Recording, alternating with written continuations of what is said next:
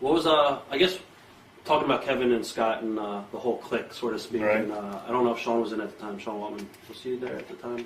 Yeah. Oh yeah. Okay. Yeah. 'Cause when Scott was there, he was the one who beat Scott. And, Oh yeah. Okay. That's right. That's right. Well, there was no Kliq without the kid. Right. Right. That's That true. wouldn't be. It wouldn't be complete. I don't think. What is the biggest misconception about the whole entire Kliq? And you've heard stories. Well, what's the biggest misconception about the Kliq, first of all?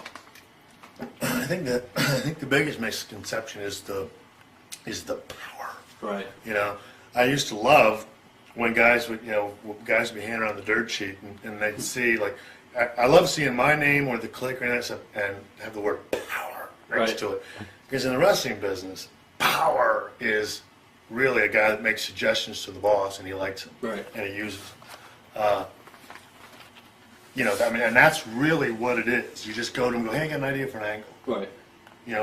And we had an idea for an angle for the ladder match, and they did it, and it turned out to be great. No one really said, "Oh, Shawn's power did that," because I hadn't quite gotten.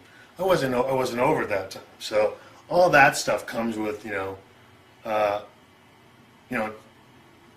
once you get on top, But we used to make suggestions for other people too all the time. Right. I can remember that little Candido couldn't stand us, but we used to make suggestions for him all the time. I was going to ask you about that. Because he said you guys ran him out. No, I mean, most of them guys, the Shanes, the Candidos, and even Brett, it's paranoia, Right. most of them.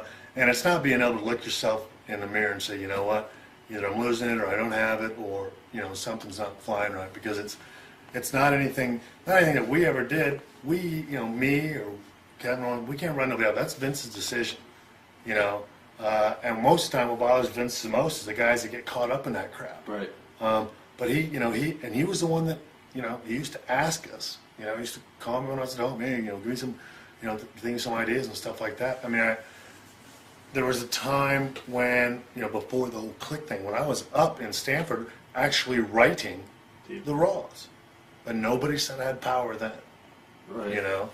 Because I wasn't on top and I didn't have these other, we all didn't hang around together. And it's, I can remember, Lex Luger's the guy that gave us that name.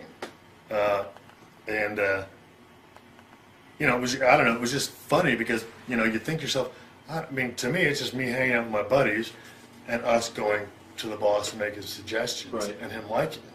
But then with the whole wrestling underground media and the boys, again, in this business is the biggest denial rate of any business around.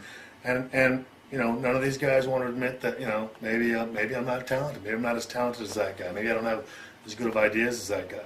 And, that's all we did. All we did is eat, sleep, and drink wrestling. Me, Kevin, and Scott, we were never home. We were always having to do extra stuff. Right. So what else were we going to do except talk about the wrestling business, because it consumed our lives at that point.